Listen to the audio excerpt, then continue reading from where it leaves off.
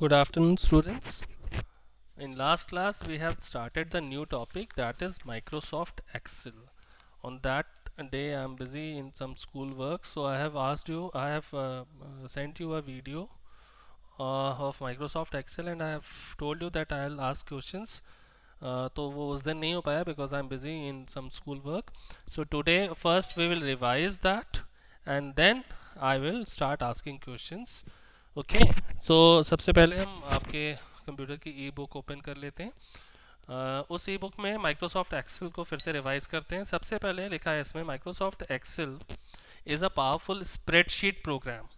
तो अगर मैं आपसे क्वेश्चन करूं कि what type of software is Microsoft Excel, so the answer will be it is a powerful spreadsheet program that allows us to organize data, complete calculations, graph data and develop reports.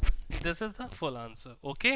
अब Excel हमें क्या क्या करने को allow करता है? It is written here that Excel allows us to organise data in rows and columns.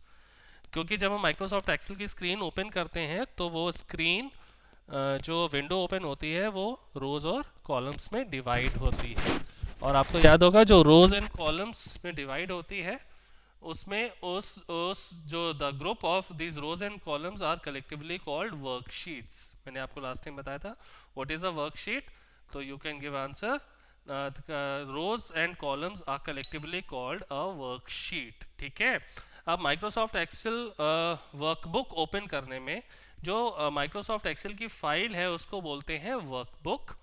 Microsoft Excel को बोलते हैं स्प्रेडशीट प्रोग्राम। माइक्रोसॉफ्ट एक्सेल की फाइल को बोलते हैं वर्कबुक।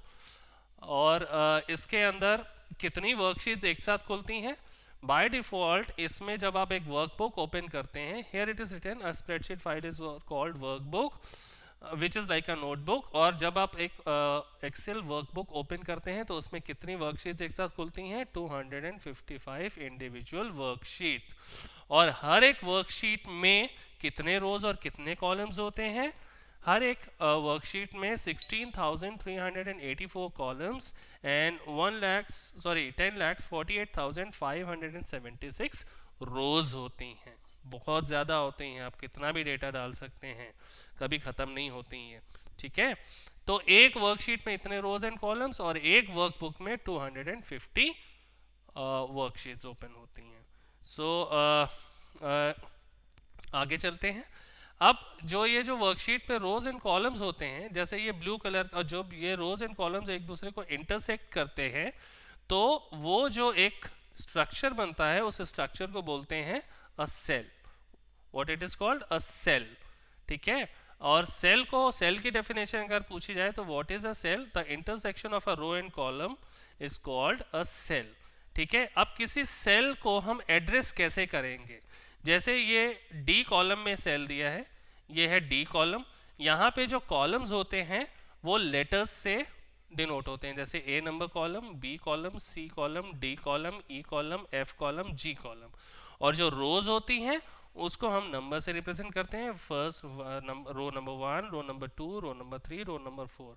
तो अगर मैं कहूँ कि ये जो सेल है जो ब्लू कलर से हाईलाइटेड है इसका क्या एड्रेस है, तो इसका एड्रेस है डी और रो कौन सी है? 2। तो हम इस सेल को बोलेंगे D2 सेल। ये लास्ट टाइम मैंने आपको बताया था, करके भी दिखाया था। मैं आपको फिर से एक बार दिखा देता हूँ। माइक्रोसॉफ्ट एक्सेल ओपन करेंगे, similar the same way, click on start button, click on all programs,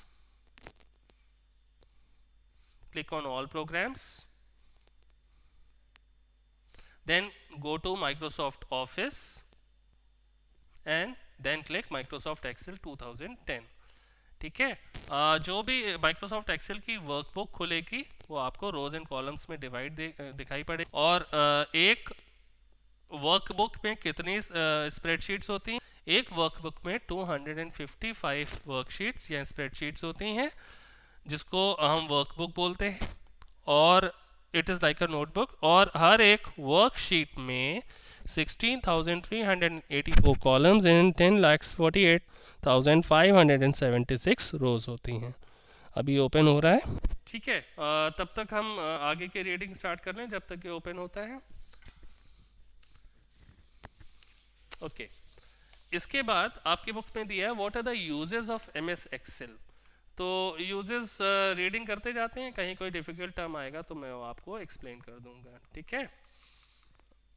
ये है uses of M S Excel. Here it is written that Microsoft Excel is the most popular spreadsheet programme.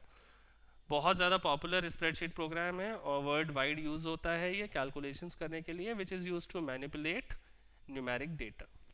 You can even use Excel as a database, entering and sorting records. आप अपने Microsoft Excel workbook को as an database भी use कर सकते हैं। For what? For entering and sorting records. Now use for manipulating numbers. Numbers को manipulate करने के लिए माइक्रोसॉफ्ट एक्सेल यूज होता है। Here it is written that Microsoft Excel is best known for manipulating numeric data.